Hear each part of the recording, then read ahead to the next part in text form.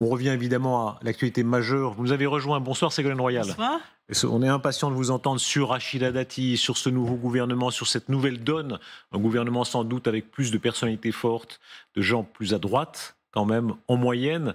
Vous nous ferez vos commentaires, mais d'abord cette image de ce nouveau gouvernement, première réunion autour du président de la République et qui procéderait la table même en témoigne, plus de têtes connues, je le disais, des profils plus politiques souvent, de gens qui ont des liens, des anciennetés qui remontent à avant Emmanuel Macron. Premier sentiment là-dessus, Ségolène Royal, première réaction devant... Vous avez été, vous, autour d'une table de Conseil des ministres plus grande. Oui, c'est ça. J'ai été autour des tables de Conseil des ministres. J'ai observé aussi des remaniements ministériels. Il y a différents niveaux, si vous voulez, de commentaires. Il y a soit ce que ça dit des institutions, ce que la structure de ce gouvernement dit des priorités politiques, et ensuite peut-être des observations plus particulières sur telle ou telle personnalité, mais je dirais que ce n'est pas le plus important. On va tout préciser, mais d'abord un regard vraiment d'experte. Là, quand vous regardez cette scène-là, c'est-à-dire le président de la République entouré par deux personnalités venant de la droite, pour Madame Vautrin, assez clairement à droite, Dupond-Moretti qui parle à Rachida Dati, qui est évidemment la star, la nouvelle star, hein, Rachida Dati à côté de Gérald Darmanin. Quel commentaire ça vous inspire, cette scène-là? En termes de constat sur le fonctionnement des institutions, ça incarne finalement la reprise en main par le président de la République, en mettant un jeune Premier ministre, la reprise en main du pilotage du pouvoir exécutif. Et d'ailleurs, Emmanuel Macron l'a dit, je ne sais pas si vous l'avez noté, il a parlé de 2017.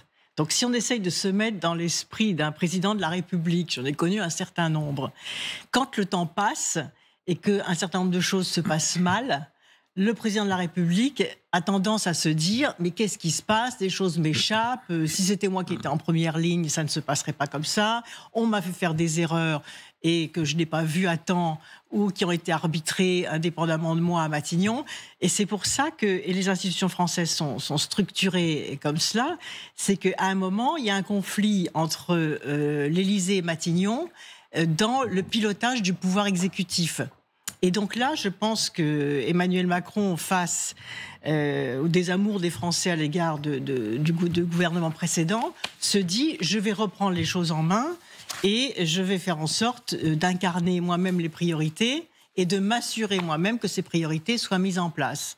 Mais la deuxième chose qu'on peut observer dans la structure de ce gouvernement, c'est un certain nombre de choix qui, en effet, incarnent la droite, comme vous venez de le dire. Qu'est-ce qu'on voit? La suppression du ministère de la fonction publique.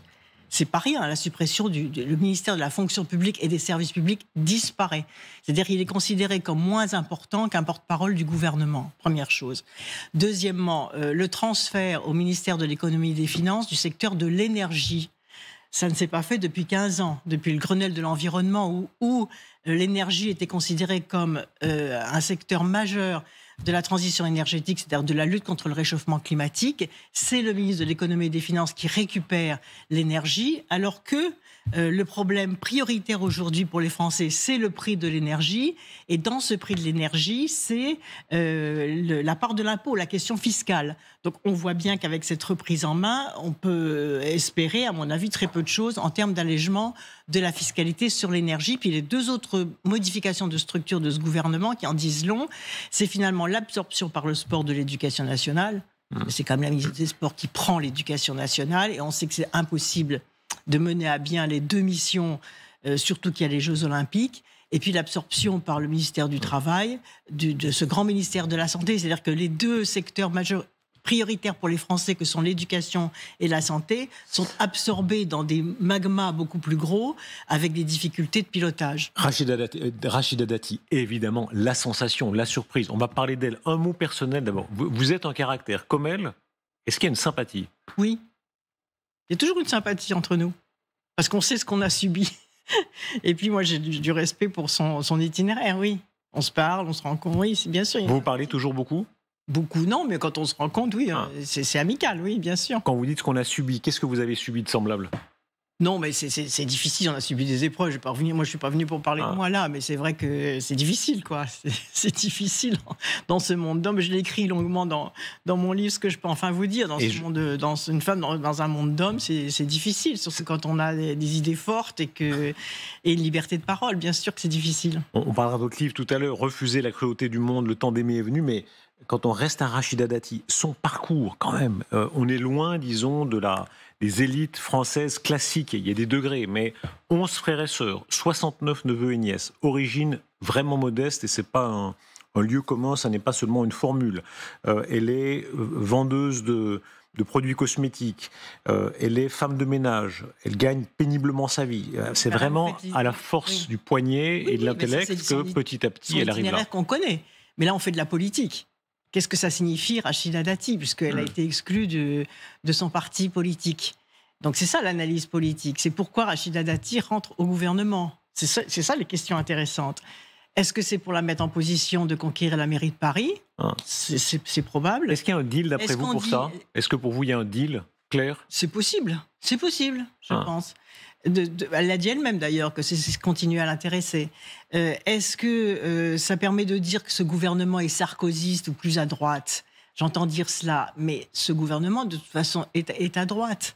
Sauf si, on le verra dans la déclaration de politique générale du Premier ministre, est-ce que oui ou non ? Puisque finalement, quel est le critère de droite ou de gauche ? Parce que c'est un critère qui a beaucoup reculé. Les Français ne savent plus trop ce que c'est, droite et gauche. Ce qu'ils veulent, c'est des solutions à leurs problèmes. Mais si l'on revient aux fondamentaux, c'est finalement tous ceux qui ont voté la suppression de l'impôt sur les grandes fortunes financières sont adeptes de l'économie libérale, de la mondialisation financière, de ce qui détruit les services publics. Donc c'est ça la ligne dite de droite. Qu'est-ce qui fait le libéralisme. Donc Rachida Dati est dans cette ligne. En quoi est-ce qu'il est vraiment plus à droite ? Alors il y a les noms évidemment des ministres. On peut en refaire la liste avec Bruno Le Maire, Gérald Darmanin, Catherine Vautrin, Rachida Dati, Sébastien Lecornu, etc. Mais au-delà de ça, qu'est-ce qui est plus à droite dans ce gouvernement ? C'est l'option politique qui n'a pas changé. Il n'y a pas un ministre qui incarne autre chose, c'est-à-dire qui va nous expliquer que demain, il faut à nouveau un État stratège et un État interventionniste qui protège les services publics et qui se bat au niveau européen pour éviter que la France soit prise aussi dans cet engrenage avec, par exemple, le marché européen de l'électricité, avec une hausse des prix et des charges qui reposent toujours sur les mêmes, avec ce déclin des classes moyennes que l'on voit dans toute cette Europe libérale et mondialisée. C'est ça le véritable enjeu. Est-ce qu'il y a, selon vous, un opportunisme de Rachida Dati ? Non, je ne pense pas. C'est un ministère passionnant. On lui a proposé ce ministère passionnant. Ça va lui permettre de rester très, très présente médiatiquement et de se présenter dans 2 ans à la mairie de Paris. Ça ne vous choque pas, vous ? Il y a quand même un certain nombre de gens qui disent, tout à l'heure, Luc Ferry, à votre place, disait « c'est allé à la soupe ». Non, mais je n'ai pas, moi, ces expressions dégradantes. Je pense que servir son pays, aller au ministère de la Culture, c'est une opportunité qui ne se refuse pas. Et comme je vous le disais avant, il y a une cohérence. Quand les LR l'excluent, ce n'est pas cohérent. Parce que stratégiquement, les LR, pourquoi est-ce qu'ils sont en train d'être en difficulté et de disparaître ? C'est parce qu'au lieu de courir vers l'extrême droite, ils auraient dû reprendre le flambeau de la droite sociale, de la droite séguiniste. Parce que c'est là où il y a un espace, c'est là où par rapport aux souffrances des Français sur la question de la hausse des prix, de la hausse du prix de l'énergie, de la paupérisation des jeunes, de la baisse de la natalité, parce qu'il y a une paupérisation des jeunes et parce qu'il y a une précarisation, il y a un déclin de la situation économique des classes moyennes, c'est ça les enjeux majeurs dans une nation. Et au lieu de ça, ils ont couru après l'extrême droite et donc finalement, c'est Emmanuel Macron aujourd'hui qui incarne la droite, donc il y a une cohérence. Si on reste quand même aux carrières personnelles, Rachida Dati est si bonne rhétoricienne que c'est la meilleure pour s'accuser elle-même. Quand elle disait, vous connaissez l'archive qu'on va ressortir, quand elle disait ceux qui vont à Emmanuel Macron, ce sont des traîtres, tous traîtres, traîtres de droite et traîtres de gauche. Se met-elle dans la liste ? Écoutez-la. En Marche, c'est quoi ? C'est des traîtres de gauche, des traîtres de droite. Oui, c'est des gens qui ont trahi à gauche et des gens qui ont trahi à droite. C'est ça, ce parti. Ceux qui sont aujourd'hui à La République En Marche, ils viennent d'où ? Ils viennent du PS ou ils viennent des Républicains ?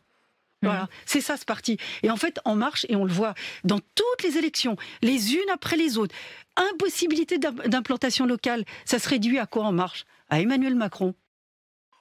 Voilà, évidemment, ce sera facile de ressortir toujours ça. Ça vous fait sourire, évidemment, là, en experte.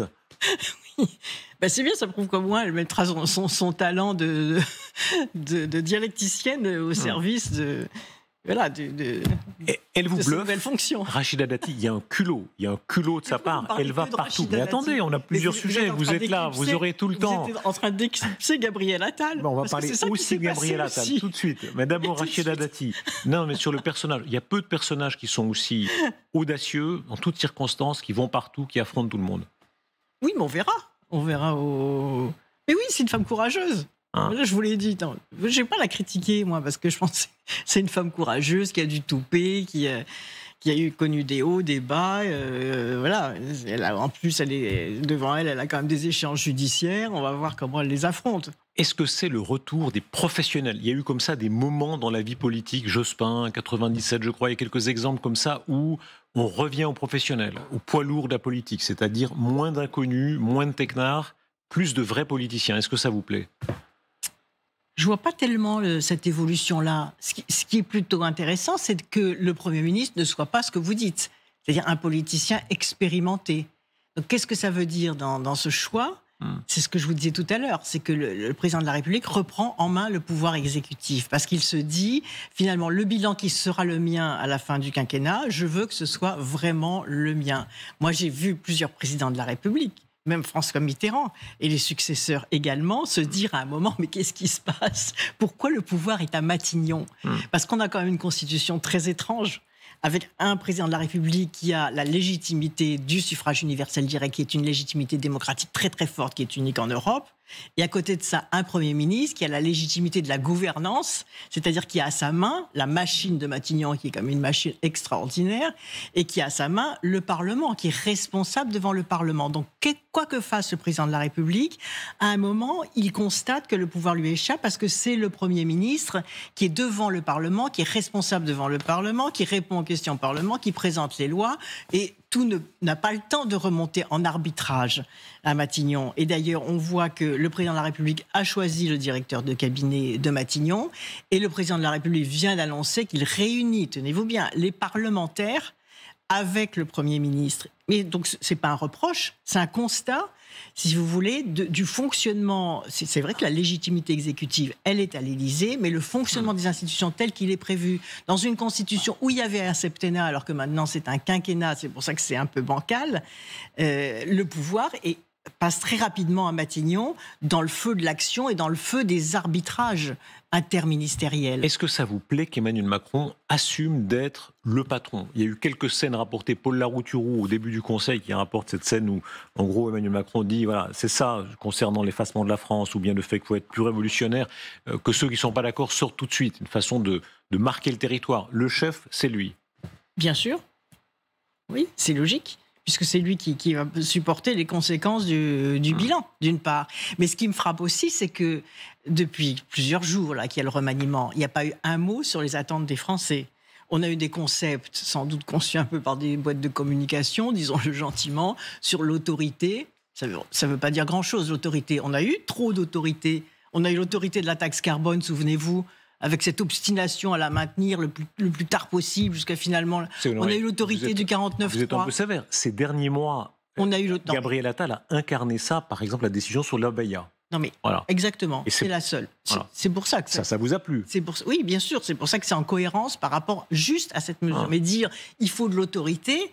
Il faut dire laquelle. C'est de l'autorité juste, dont on a besoin de l'ordre juste, pas de l'autorité ou de l'autoritarisme. On a eu trop d'autorité au sens où, en imposant le 49.3, en imposant la taxe carbone, en imposant une réforme des retraites honnie par les Français, on s'est privé, le pouvoir s'est privé de l'intelligence collective. Il s'est privé du processus démocratique qui rend collectivement intelligent. Il s'est privé de la volonté de faire de la justice sociale en même temps que de l'efficacité économique. Donc l'autorité pour l'autorité, ça n'a pas de sens. Ce qu'on veut, c'est une autorité juste et une autorité démocratiquement fondée parce que le constat ou l'analyse des faits aura été partagé par le plus grand nombre. Autre illustration, l'uniforme à l'école. Moi, je me rappelle l'époque où quand vous avez dit dit ça, beaucoup de gens ont dit mais où est-ce qu'elle est allée trouver ça ? Vous avez été traité quasi de fasciste quand vous avez dit qu'il fallait rétablir... J'ai même fait faire une loi sur l'autorité parentale quand j'étais ministre de la Famille, donc vous voyez... Ça doit vous plaire, ce Gabriel Attal qui, à titre, alors pour l'instant c'est une expérimentation, mais il a bien précisé une expérimentation à grande échelle, et ce sera visiblement poursuivi, de tester le retour de l'uniforme à l'école. Oui, mais vous savez, je sais aussi d'expérience que les sujets du périscolaire, parce que ça rentre dans les sujets du périscolaire, ne doivent jamais prendre le pas sur ce qui se passe au cœur de la classe. Et ce qui se passe au cœur de la classe, c'est le constat de la dégradation du classement de la France par rapport aux critères internationaux. Donc, c'est ça ce problème, parce que les professeurs ne sont pas suffisamment rémunérés. Est-ce qu'ici, la droite... sélection par l'échec Est-ce que la droite avait raison contre vous ? Je veux dire, vous, la gauche en général, les grandes réformes scolaires qui ont eu lieu pendant une génération. Est-ce que finalement, vous lui donnez raison ? Quelle réforme ? Les grandes réformes où on met l'élève au centre, où on considère qu'il faut moins privilégier l'apprentissage par cœur, où les classiques, souvent, il faut peut-être un peu moins. J'ai incarné ça en tant que ministre de l'enseignement scolaire. Oui. J'ai intégré la réussite scolaire à l'école. L'activité culturelle aussi pour tous les élèves. La réussite par les zones d'éducation prioritaire, les collèges d'excellence dans les banlieues, les internats scolaires de proximité, y compris en milieu rural, pour les gamins un peu agités des banlieues, pour les remettre sur le droit chemin. Bien sûr, j'ai incarné ça. Écoutez, l'actuel, puisque vous introduisiez son nom, l'actuel ministre de l'Éducation nationale, Amélie Oudéa-Castéra, qui fait une première déclaration, alors, qui fait sensation. Parce qu'elle parle de ses enfants, on lui pose une question, ils sont en collège. Voilà, Stanislas, j'ai entendu. Ouais, mais bon, voilà, comme vous allez l'écouter et réagir, parce que, alors avec une forme de culot aussi, sans aucun tabou, elle dit pourquoi elle a mis ses enfants dans un enseignement privé. Sur la scolarisation de vos enfants au lycée Stanislas qu'on a appris aujourd'hui, c'est un lycée qui condamne l'homophobie, qui condamne l'avortement dans ses enseignements, qui prône la non-mixité. Est-ce que, dans votre vision de l'enseignement, ça révèle quelque chose ? Non, là, vous êtes totalement dans le procès d'intention. Alors, moi, je vais vous dire, je ne vais pas esquiver votre question. La première chose que j'ai envie de relever, c'est que d'abord, si on commence dès le premier jour comme ça sur des attaques personnelles, c'est aussi peut-être parce que ce matin, ce que j'ai pu exprimer était assez inattaquable sur le fond. Alors très bien, on va aller sur le champ du personnel. Eh bien, allons-y. Moi, je vais vous dire pourquoi nous avons scolarisé nos enfants à l'école Stanislas. Je vais vous raconter brièvement cette histoire. Celle de notre aîné, Vincent. Vincent qui a commencé, comme sa maman, à l'école publique, à l'école littrée.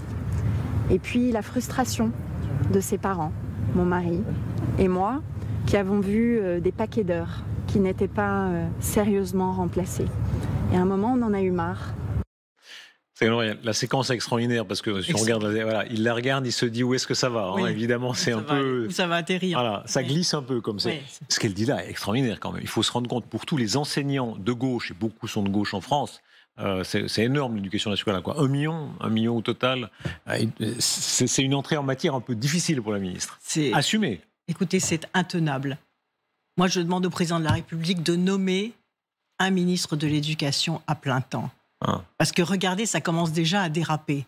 Que le ministre des Sports devienne ministre de l'Éducation, déjà, c'est pas correct vis-à-vis des 24 millions de parents d'élèves. Jeunesse, sport, Jeux Olympiques et Paralympiques. Oui, au moment où on a à organiser les Jeux Olympiques, ce n'est pas sérieux. C'est sans doute que le Premier ministre a voulu garder la main sur l'éducation, mais en faisant ça, il garde encore moins la main sur l'éducation. Mais si on veut resserrer, il faut bien resserrer. Bien resserrer quelque part. Ça n'a pas de sens de resserrer. Toutes les tentatives de resserrer des gouvernements ont échoué parce qu'à un moment, il faut des ministres délégués pour s'occuper correctement des choses. Donc je pense que ce que dit là la ministre de l'Éducation est intenable. C'est injurieux pour les 24 millions de parents d'élèves qui ont leurs enfants dans l'école publique, pour les 2 millions d'enseignants, pour les 12 millions d'élèves. Car qu'est-ce qu'elle nous dit ? Elle est dans le 6e arrondissement, cette dame. Dans le 6e arrondissement, il n'y a pas quand même beaucoup de risques pour ses enfants dans le collège. Alors elle nous parle d'un de ses enfants. Elle dit les remplacements, les heures non remplacées. Oui. Mais pour les 3, donc ça ne tient pas déjà. Et puis alors, elle est au gouvernement, mais qu'elle s'active pour qu'il y ait des remplaçants dans toutes les écoles publiques, au lieu de fuir vers le privé.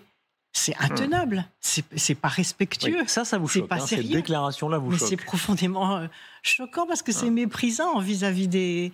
Vous voyez, il y a ce qu'on fait et ce qu'on dit. Et en même temps, est-ce que ça n'augure pas de ce gouvernement qui va parler sans tabou? Rachida Dati, des déclarations comme ça, on peut penser, si elle reste dans le style qui était le sien, qu'il y en aura une par semaine. Mais il faut des tabous dans la vie. Qu'est-ce que c'est qu'un tabou? Un tabou, c'est une règle. Un tabou, c'est parfois une vertu. C'est pas le mauvais tabou. Il y a des tabous, c'est-à-dire d'être au clair par rapport à ce que l'on dit. Vous en avez brisé beaucoup, Ségolène Royal. Franchement, vous n'étiez pas la dernière à briser. Oui. J'ai brisé de mauvais tabous.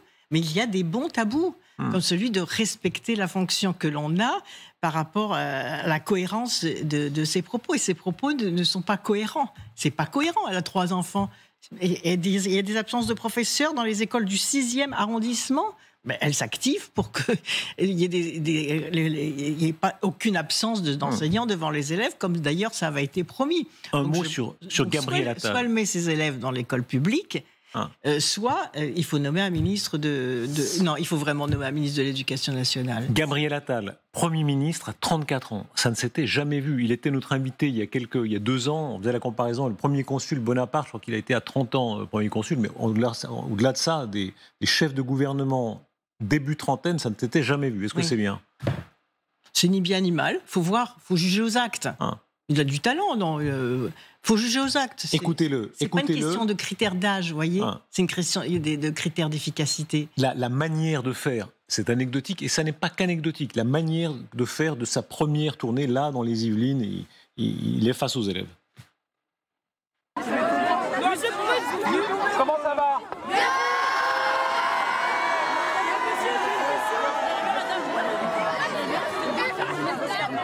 Alors, faites pas mal, attention. Donc on est là avec la nouvelle ministre de l'Éducation nationale qui s'occupe aussi des sports, Amélie Oudéa-Castéra. Salut les enfants! J'apprécie beaucoup, madame. Ça va? Ça va, ça s'est bien passé la journée? Vous l'aimez votre collège? Bon bah super, travaillez bien. Alors Ségolène Royal, quel est le conseil de Ségolène Royal, experte en politique? Vous avez été candidate finaliste à l'élection présidentielle. Là, il y a un candidat potentiel qui est lancé. Oui, vous avez raison, parce que c'est presque une scène de campagne électorale. On en a tous fait des campagnes électorales avec des haut-parleurs. Donc, non, je pense au contraire que si Emmanuel Macron a pris quelqu'un de si jeune, c'est pour éviter de mettre à Matignon des présidentiables, pour ne pas être embêté avec des présidentiables qui n'auraient plus pensé qu'à ça. Donc, de ce point de vue, vous garantir que Gabriel Attal y pense déjà. Il aurait tort, parce que il va commencer à faire des erreurs s'il commence à penser à ça. Déjà, être Premier ministre à 34 ans, il devrait se dire que c'est déjà extraordinaire. Essayons de bien faire ce travail. Vous disiez la politique, c'est l'imprévu. La politique, c'est l'imprévu. Donc, il ne faut jamais être euphorique. Il faut être aux aguets toujours. Il faut être aux aguets toujours, avoir du discernement, vous voyez, et surtout faire ce qu'on dit. C'est-à-dire, il a dit, je vais être efficace. Donc, par exemple, il est allé dans le Pas-de-Calais.